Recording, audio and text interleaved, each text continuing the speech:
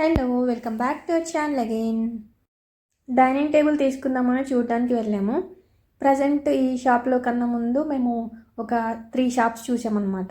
So ఆ 3 షాప్స్లో కూడా ఒకటేమో కంప్లీట్గా వాల్ మ్యానుఫ్యాక్చర్ చేసేది, ఇంకోటేమో కంప్లీట్గా అక్కడ ఇంపోర్టెడ్వే ఉంటాయి, అండ్ ఇంకోటేమో ఆన్లైన్ సర్వీస్ అనమాట. కాకపోతే అక్కడ ఆన్లైన్ సర్వీస్ అది ఉన్న దగ్గర అసలు మోడల్స్ ఏం లేవు, జస్ట్ ఆన్లైన్లో చూసుకోవడం ఎక్కడికి వెళ్ళినా కానీ. ఎక్కడైనా అంతే కదా అని చెప్పి ఇంకా అక్కడైతే ఎక్కువసేపు ఉండలేదు, జస్ట్ ఒక 10 మినిట్స్ ఉండి వచ్చేసాం. ప్రజెంట్ చూస్తున్న దగ్గర వాళ్ళు మ్యానుఫ్యాక్చర్ చేసినవి కొన్ని ఉన్నాయి, కొన్ని ఏమో ఇంపోర్టెడ్ ఉన్నాయి. నాకు మోస్ట్లీ ఇక్కడ చూసిన వరకు అయితే ఇంపోర్టెడ్వి నచ్చాయి, కాకపోతే అంత స్ట్రాంగ్గా లేవు అని అనిపించింది అనమాట. అండ్ నాకు కంఫర్టబుల్గా కూడా లేదు. అండ్ ఈ టైంలో మెయిన్గా కంఫర్ట్ ఇంపార్టెంట్ కదా, అందుకని చెప్పి నేను ఆలోచిస్తున్నాను అన్నమాట. అసలు చాలా కన్ఫ్యూజ్ అయ్యాను ఏది అని చెప్పి. నాకేమో కంఫర్టబుల్గా ఉండాలి, ప్లస్ మా ఇంటికి కూడా మ్యాచ్ అవ్వాలి కదా.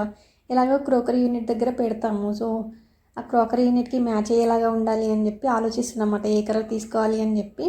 మోస్ట్లీ అన్నీ ఎక్కువగా అయితే బ్రౌన్ లేదంటే గ్రే ఉన్నాయి.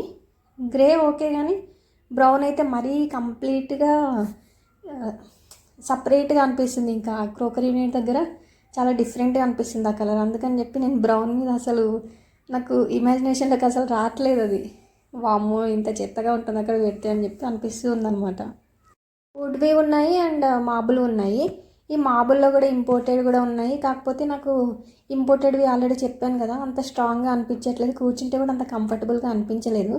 తర్వాత మామూలుగా అయితే బాగానే ఉంటుంది, కానీ ఈ టైంలో నాకు కంఫర్ట్ ఇంపార్టెంట్ కదా, అందుకని చెప్పేసి ఇంకా ఇంపోర్టెడ్వి కాకుండా వీళ్ళు మ్యానుఫ్యాక్చర్ చేసినవి నాకు బ్యాక్ సపోర్ట్ బాగుందన్నమాట. అందుకని చెప్పి మొత్తానికైతే ఇది సెలెక్ట్ చేసుకున్నాం. అండ్ మా క్రాకరీలోకి యాప్ట్గా ఉంటుంది ఇది.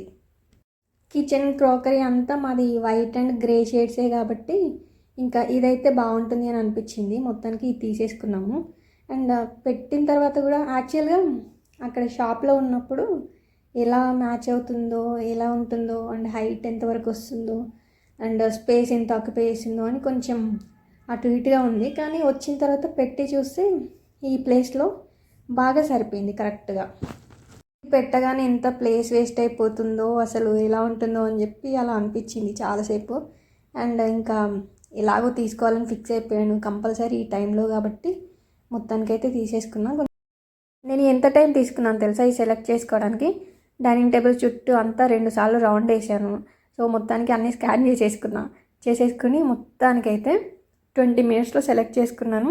మేము ఆఫ్టర్నూన్ వెళ్ళాము షాప్కి. వెళ్ళిన తర్వాత వాళ్ళు ఈవినింగ్ 7 వరకు ఇచ్చేస్తామన్నారు, కాకపోతే 8:30 అయింది వచ్చేప్పటికి. సో ఇంకా అప్పుడు తీసుకొచ్చిన తర్వాత స్వీట్ చేసుకుని దాని మీద కూర్చొని తిన్నామన్నమాట.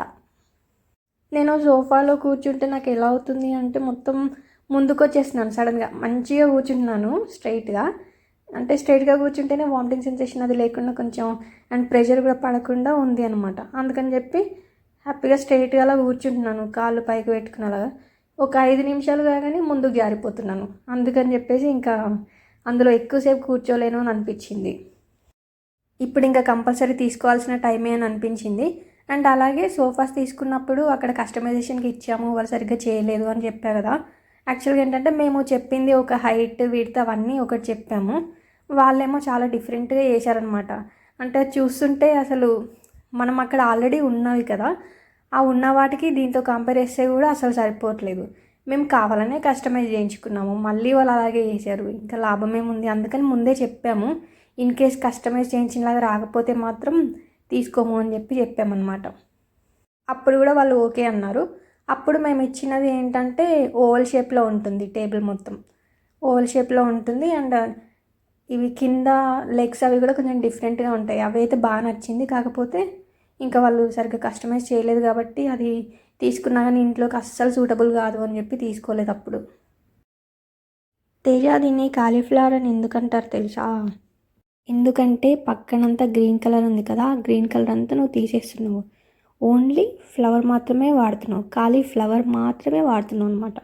అందుకని కాలీఫ్లవర్ మాత్రమే వాడుతున్నావని అలా అంటారు అనమాట. అంటే ఈ గ్రీన్ కలర్ యూజ్ చేయొద్దు అని పెద్దవాళ్ళు ఇండైరెక్ట్గా చెప్పారు. ఇది ఇంకొక రోజు కాలీఫ్లవర్ పకోడీ చేసుకుందామని అనుకుంటున్నాము. కాలీఫ్లవర్ కర్రీ దగ్గర నుంచి కాలీఫ్లవర్ పకోడీ వరకు వచ్చింది ఇప్పుడు. నాకు ఫస్ట్ ఆఫ్ ఆల్ కాలీఫ్లవర్ని చూస్తేనే భయం వేస్తూ ఉంటుంది, అందులో ఎన్ని పురుగులు వస్తాయో ఏంటో అని. ఇలా వేడి నీళ్ళలో వేయగా పురుగులు వస్తూ ఉంటాయి కదా అప్పుడప్పుడు, అది బాగాలేనప్పుడు. కాకపోతే ఈసారి తినాలి అని అనిపించింది, సరే బాగుంటే తిందాం లేకపోతే లేదులే అని చెప్పి తెచ్చుకున్నాం మొత్తానికైతే. నేను ఎలాగో ఆయిలీ ఫుడ్ ఎక్కువ తినలేకపోతున్నాను, ఒకవేళ తిన్నా కానీ దాన్ని చాలా టిష్యూల్లో తీసి తీసి తీసి దాని ఆయిల్ అంతా తీసి అప్పుడు తినగలుగుతున్నా, కానీ అవి కూడా నేను ఎక్కువ తినలేను. కాకపోతే నేను ఎప్పుడు వ్లాగ్స్లో ఇలా చూపించినా కానీ ఏదో ఒక ఆయిలీ ఐటమ్ అయితే ఉంటుంది. నేను తినేదైతే అప్పుడప్పుడే తింటున్నాను, షుగర్ కానీ ఆయిల్ కానీ ఇలాంటివి అసలు ఏమీ నచ్చట్లేవు అనమాట. మామూలుగా అయినా కానీ నేను షుగర్ కన్నా ఎక్కువ బెల్లమే వాడుతుంటాను, ఏమైనా స్వీట్స్ అలా చేసినా కానీ అలాగా. అండ్ ఈసారి అయితే ఇంకా ఎప్పుడైనా చపాతీలోకి అలా నెయ్యి చక్కెర వేసుకుని తినము అలాంటివి మాత్రం అప్పుడప్పుడు చేస్తున్నాం. మరీ కంప్లీట్గా అవాయిడ్ చేయలేం కదా నేను, అందుకని చెప్పి షుగర్ మాత్రం అప్పుడప్పుడు వాడుతున్నాం. అండ్ పకోడీతో పాటు చిక్కుడుకాయ కర్రీను దోసకాయ పచ్చడి అవి చేసేసుకున్నాం ఆల్రెడీ. మొత్తం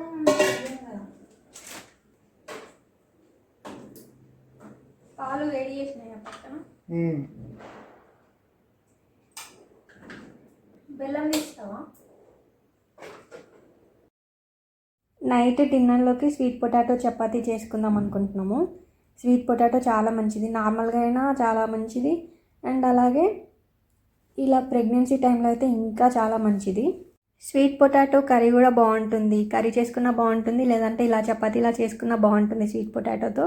అండ్ చాలామంది అలాగే ఉడకబెట్టేసుకుని దాంట్లో షుగర్ కానీ బెల్లం కానీ వేసుకుని డైరెక్ట్గా తినేస్తారు కదా, అలా కూడా చాలా బాగుంటుంది. మొత్తానికైతే మంచి న్యూట్రియంట్స్ అందుతాయి అండ్ బాడీకి కూడా చాలా మంచిది కాబట్టి ఎలా తిన్నా కానీ బాగానే ఉంటుంది. ముందైతే చపాతీ పిండి కలిపేసుకుందామని చెప్పి ఇంకా గోధుమ పిండి తీశాను, అది తీసి నేను ఇక్కడ బేసన్లో వేసాను.